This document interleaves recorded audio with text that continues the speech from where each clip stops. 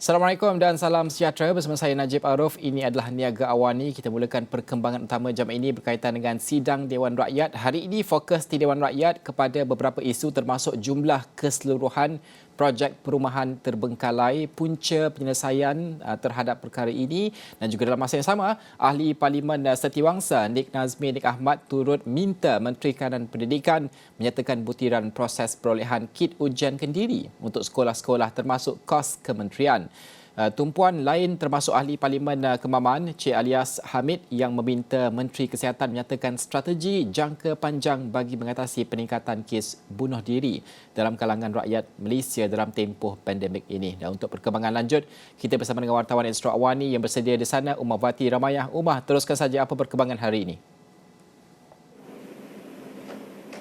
Terima kasih Najib, dan kita dapat menyaksikan bahawa sesi Dewan Rakyat hari ini akan diteruskan dengan sesi penggulungan rancangan Malaysia ke-12 oleh kementerian-kementerian yang memasuki hari terakhir hari ini. Dan setakat semalam kita sebanyak 23 kementerian melibatkan kementerian luar, Kementerian Pertahanan dan juga Kementerian Sumber Manusia telah membuat penggulungan rancangan Malaysia ke-12, dan hari ini 3 lagi kementerian selain 5 portfolio di bawah Jabatan Perdana Menteri akan membuat penggulungan hari ini.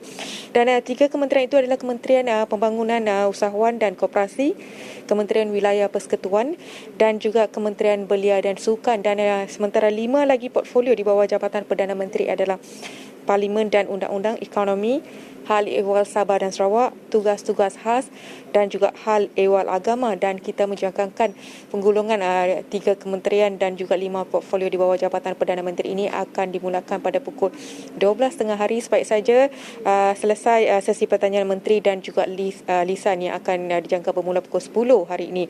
Dan selain itu, tentunya beberapa isu lain turut menjadi tumpuan pada waktu pertanyaan menteri, di mana soalan yang dibangkitkan oleh Ahli Parlimen Setiawangsa Nik Nazmi Nik Ahmad seperti mana yang dimaklumkan oleh Najib sebentar tadi, di mana beliau meminta Menteri Kanan Pendidikan untuk menyatakan butiran proses perolehan kit ujian kendiri untuk sekolah-sekolah termasuk kos yang dikeluarkan oleh pihak kementerian. Dan selain itu, Datuk Ahmad Jazlan Yaakob, Ahli Parlimen Machang pula meminta Menteri Perumahan dan Kerajaan Tempatan untuk menyatakan jumlah keseluruhan projek perumahan terbengkalai mengikut pecahan negeri sehingga tahun ini dan punca berlakunya serta penyelesaian kepada masalah tersebut. Dan turut dibangkitkan pada sesi itu adalah soal penangguhan penguatkuasaan garis panduan lisens minuman keras oleh Dewan Bandaraya Kuala Lumpur di BKL yang tidak membenarkan penjualan arak di kedai Serbaneka, kedai runcit dan juga kedai ubat Cina yang bermula pada 1 Oktober lalu. Dan soalan ini diajukan oleh Ahli Parlimen Dungun Wan Hasnan Muhammad Ramli kepada Menteri Wilayah Persekutuan.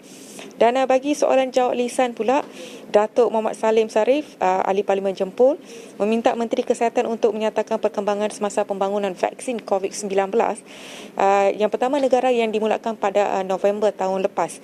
Dan antara lain, isu yang dibangkitkan oleh Ahli Parlimen Parit, Datuk Muhammad Nizar Zakaria, yang meminta Menteri Dalam Negeri untuk mengenai keberkesanan usaha bagi membendung sindiket jenayah pemalsuan kad pengenalan dan juga usaha untuk memperbarui kad pengenalan dengan ciri-ciri keselamatan yang lebih canggih. Dan Najib, saya kira itu saja perkongsian saya pada jam ini dari Dewan Rakyat. Najib. Baik, terima kasih Umar. Kita akan menantikan laporan penuh dari masa ke masa daripada Umar di Dewan Rakyat. Baik, seterusnya, Pelan Pemulihan Negara PPN dan Bajet 2022 akan menjadi teras kepada usaha pemulihan dan pembaharuan Malaysia untuk jangka panjang melalui rancangan Malaysia ke-12 RMK12. Menteri Kewangan Tengku Datuk Seri Zafrul Abdul Aziz dalam ucapan penutup pada Khazanah Megatrends Forum 2021 berkata, PPN akan menempatkan negara di landasan yang kukuh ke arah pemulihan berdasarkan sains dan data. Perjalanan ke arah pemulihan akan turut disokong oleh bajet 2022 yang bercirikan pengembangan, menyediakan asas untuk usaha pembaharuan kerajaan yang lebih luas dan untuk jangka panjang. In this respect, some key lessons come to mind. Firstly, efforts must be made to not only address COVID-19, but also to emerge more resilient post-pandemic. Secondly, in pursuing short-term goals to prevent an economic recession, we must also take this opportunity to address structural issues in the medium and longer term.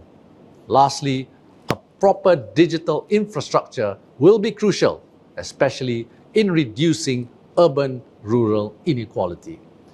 Bagi memastikan kejayaannya, Kementerian Kewangan komited untuk menyediakan perbelanjaan pembangunan negara seperti yang diperincikan dalam RMK 12. Tengku Zafrul berkata dalam RMK 12 antara matlamat utama ialah mencapai pengurangan intensiti pelepasan gas rumah hijau sebanyak 45% kepada keluaran dalam negara kasar GDNK menjelang 2030 berbanding paras intensiti pada 2005. Secara keseluruhannya, Tengku Zafrul berkata RMK 12 menyasarkan pertumbuhan antara 4.5 dan 5.5% setahun menghasilkan pendapatan negara kasar per kapita sebanyak RM57,882 atau $14,842 pada 2025 selain mencapai semula guna tenaga penuh.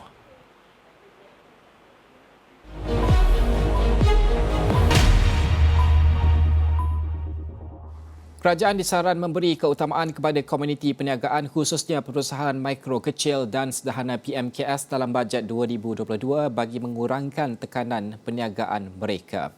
Di mana ahli ekonomi MIDF Research Abdul Muiz Nur Halim berkata bantuan boleh ditumpukan bagi mengurangkan tekanan kewangan perniagaan sekiranya keadaan suasana permintaan dan prestasi jualan masih belum pulih sepenuhnya.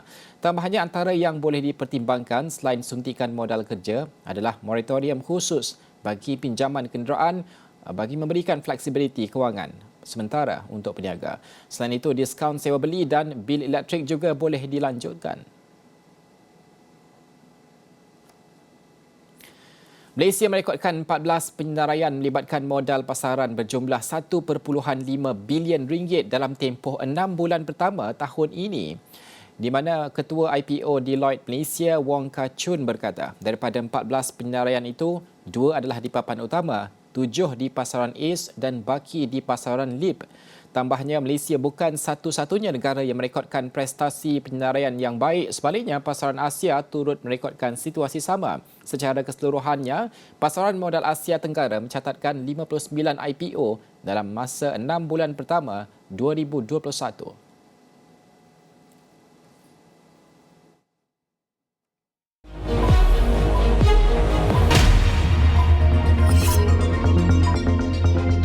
Kajian Backbase menunjukkan 64% pembuat keputusan dalam perniagaan perbankan runcit Malaysia sedang meningkatkan perbelanjaan untuk inisiatif kewangan digital sekaligus menjadikan ia peratusan tertinggi di Asia Pasifik.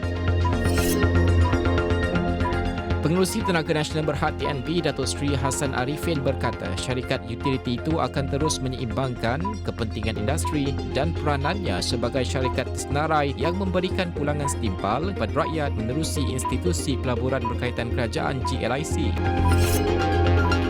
Maybank Investment Bank Research menjangkakan genting Malaysia Berhad dijangka terus merekodkan kerugian bersih hampir sama seperti direkodkan pada suku kedua 2021 iaitu pada 353.4 juta ringgit tahun ini. Laporan penuh di saluran 501 dan astroawani.com serta dagangnews.com.